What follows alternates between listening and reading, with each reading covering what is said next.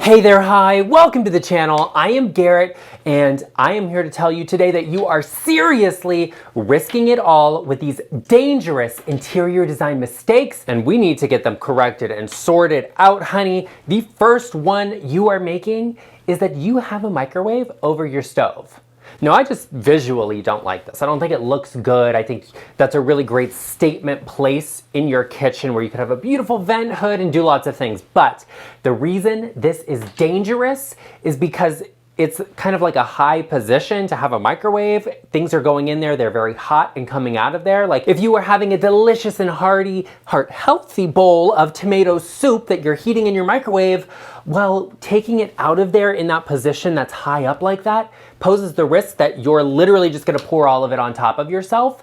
And you know, like that's like scalding hot soup right there. Probably not something you want poured all over your face. That's why this is so dangerous. And if you also think about it, if you have kids in your home, they're gonna, wanna make, I don't know, popcorn or whatever kids like to make, and they're gonna try and use the microwave for it. They have to climb up, they have to get to it, they have to use a ladder, a step stool, they're reaching into it.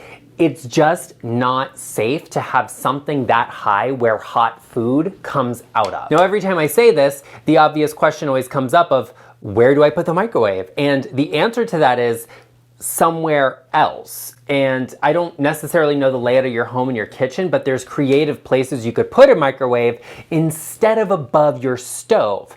Maybe it goes on the counter if you have the space. You could also maybe put it into a pantry if you have an area like that in your home. You could have it built into a lower cabinet. You could do a microwave drawer if you like that idea. There's lots of places you could put a microwave. You could even bring in an extra piece of furniture if you have the space for it to put that piece.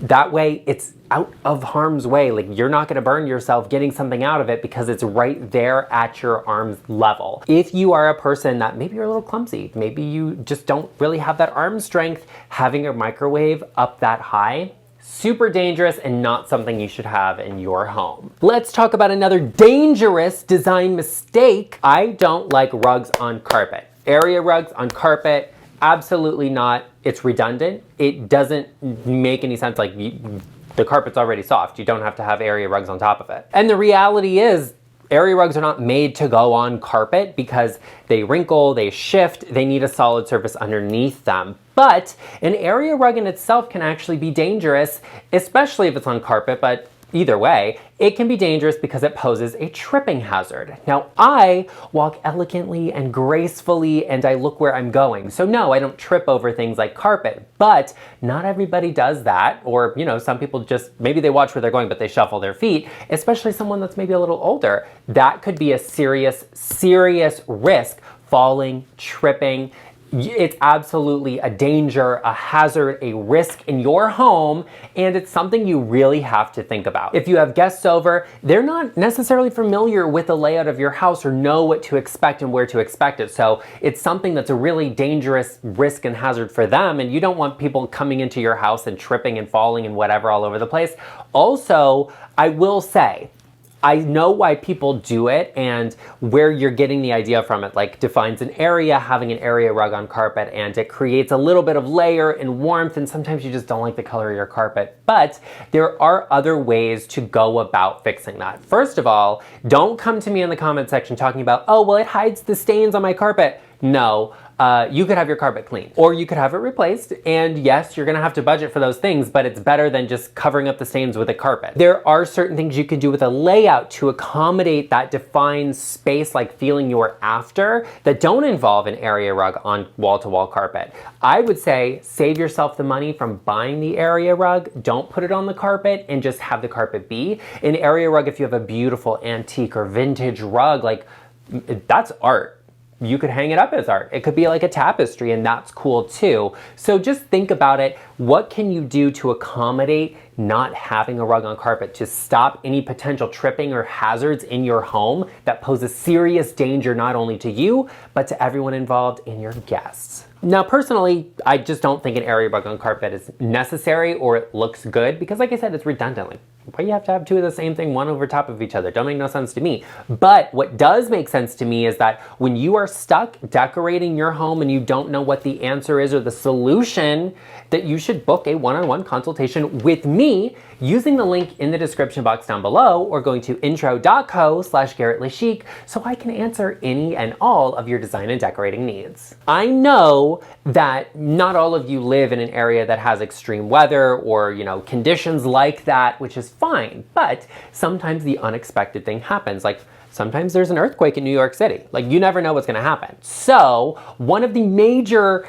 risks in your home and danger to you and your family is leaning mirrors and artwork. Now that could also be a risk because, little kids and people, they just aren't looking where they're going. They bump into things, they knock into things. Sometimes your cat is like, oh my goodness, who is that in that reflection? Like, what is this mysterious, dangerous cat, and tries to attack it? Like, you never know what's gonna happen. So leaning artwork and mirrors can be a major danger in your home. And there's one solution, the answer to this. And well, there's two, I guess. One is don't have them be leaning. Hang them up. But sometimes you just don't want that. That's not the vibe. That's not giving the energy you need. So the answer is to secure that to a wall. Because you never know when something major is going to happen in your home and you don't want to just have leaning stuff that poses a major risk in your space. And the same thing goes for tall pieces of furniture. Could you imagine an earthquake happening and my gorgeous secretary desk falling forward and being destroyed?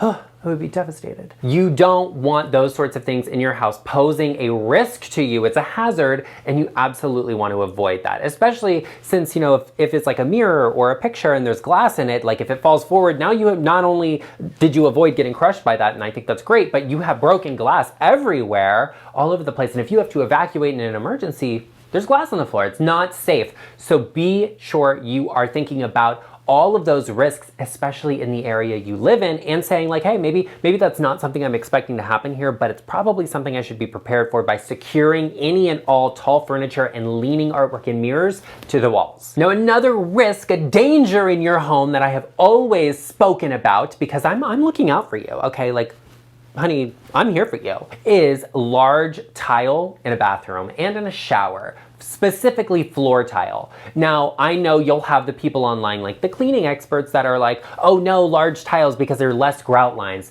Yeah, okay, there's less grout lines, which means there's less traction, which means there's a higher likelihood that you are going to slip and fall and hurt yourself, which is not what I want to see for you. So in a bathroom, in a shower, it's like you have a bathtub, you're getting out of the bathtub, you're wet, and you're stepping onto the floor and you're wet. Having large scale tiles underneath you on the floor does pose a major slipping hazard, especially if you're not stable on your feet perfectly, or you're getting out of a bathtub, you get one foot at a time, right? So it's a major risk that you want to avoid having those large tiles on the floor. Plus, there's so many great mosaic options out there that are spectacular and gorgeous. Yes, you can counteract that if you have large tiles by putting down a bath mat, but you also have to be mindful that you are drying yourself off before you step off of that bath mat. So having large scale tile on the floors in bathrooms does pose a major safety hazard in your home. It's something you have to think about and look out for.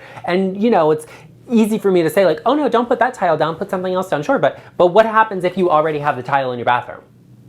We're not all redoing our bathrooms at once, so definitely think about what creative way can you use a rug in your space. The perfect bathroom, in my opinion, has a 0 threshold shower and probably has a mosaic tile floor. That way, there is no threshold to step over to get in or out of the shower, and you have a lot of grout lines and traction on the floor. Oh, this is beautiful. You have to have this tile, and yeah, okay, you could have that tile. It's gonna feel really good when you slip and fall and hit it, but that's beside the point. Hey, I wouldn't recommend it, but that's just me personally. Listen, I don't want to hear anybody in the comment section saying Garrett is very aggressive in this video, because I am not. I'm passionate about your safety, your well-being, and your overall health in your home. Safety really is the first and foremost thing we think about in interior design. So if someone is putting design above your safety and your health, it's a red flag for me, honey. Which is why the next thing you need to avoid in your home that I am sharing with you, because I am looking out for you, is a major safety hazard. You are in danger, girl, and that is changing floor levels and steps, also thresholds. So when you are changing a floor level, it is a tripping hazard, whether that's a very big step or a small step, or it's just a change in flooring height. major, major, major, major, major tripping hazard that you want to avoid when it comes to renovating, updating, or building a home. These are serious, serious things you have to look out for. A lot of homes you could buy that are really affordable will have like a roll of vinyl flooring and then carpet somewhere. Well, carpet is substantially thicker than rolled vinyl flooring. So you have a major threshold there, a change in the flooring height that poses a significant tripping hazard that I would like for you to avoid. And the same thing goes for adding in flooring after the fact. Sometimes tile and wood, like wood is thicker than tile, depending on the type of wood. If you get like a solid wood, it's thicker than tile. If you get an engineered wood, it's thinner than tile. So, you have a change in flooring height there that you really have to think about and be mindful of, because it is a very, very serious and major tripping hazard. Personally, if I went to a builder and I said, hey, I want these 2 different types of flooring and they need to be the same level, and they said, oh, we can't do that, I would say, well, we can't work together. Because it's a basic. At this point, it's 2024, like this is a basic requirement that people have in their home. You as a contractor or a builder need to be able to do that. I'm sorry, there's no excuses. And that's why I try to be very consistent about the type of surface on a floor. I think, in a bathroom, yes, you should switch to tile, but everything else, let's kind of keep it the same. I personally like a solid surface. So it's a little more expensive to do that. It takes a little longer because carpet goes down pretty quick, but changing the type of flooring from one space to another can be very dangerous if not done well. If all else fails, tell people or, put a warning sign up. Let the girls know that there is a step there. I did my homework, I did my research, and I have the facts for you on this next dangerous thing in your home, and you need to be aware of it.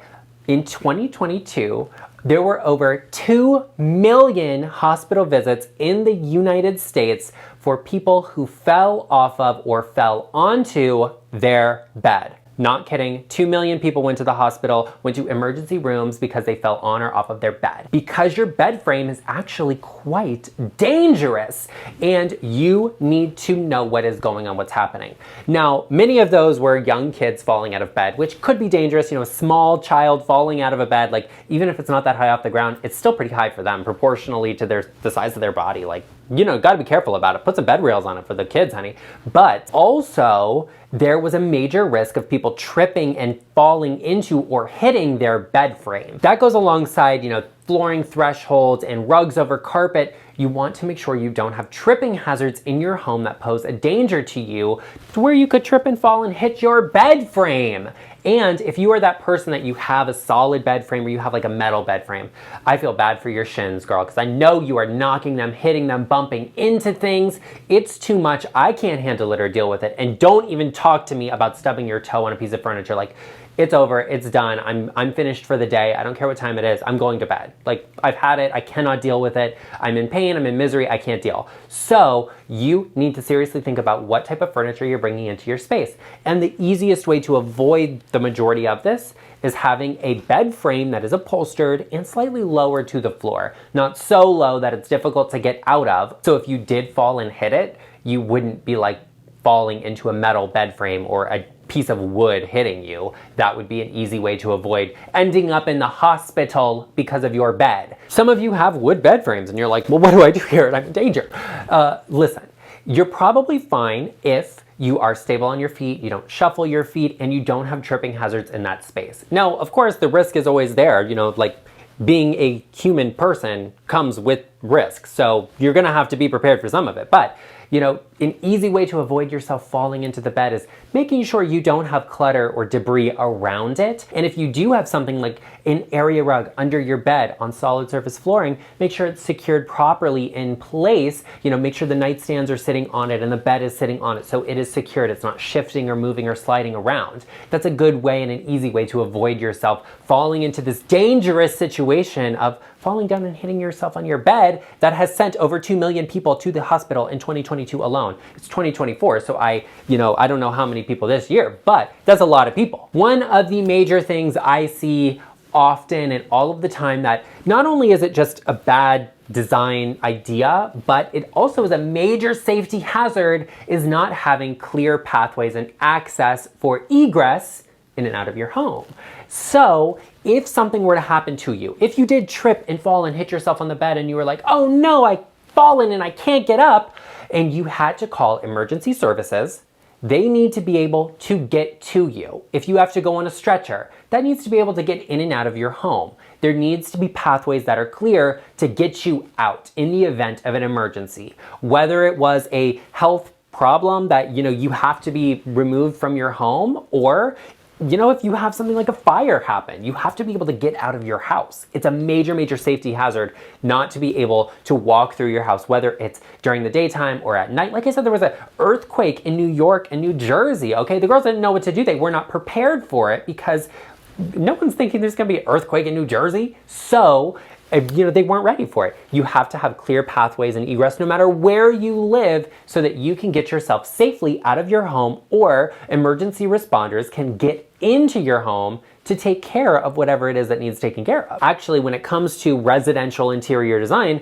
there aren't a lot of safety codes that exist. It's usually like staircases have to be a certain width, and stairs have to be a certain height, but otherwise, there's not that many. The overall design of a home is kind of up to you to decide what you do with it. So you have to be sure you're being mindful about what those codes and safety hazards are. Like they exist for a reason. They are there for a reason. You need to make sure they're working, they're functional, and you can access those paths of egress so that you can get out or someone else could get in. Now listen, girl, you are probably looking around your house saying ooh, I am in danger. This place is a risk. It's a hazard. And that may very well be true, but you can correct a lot of those things now that you know. Something else you need to know, because I'm looking around here right now and I'm thinking, okay, you should check out this video right here all about things that are making your house look tacky that you should let go of and we can say goodbye to. That way your home is LeChic approved. I definitely think you should check it out, and I will see you over there.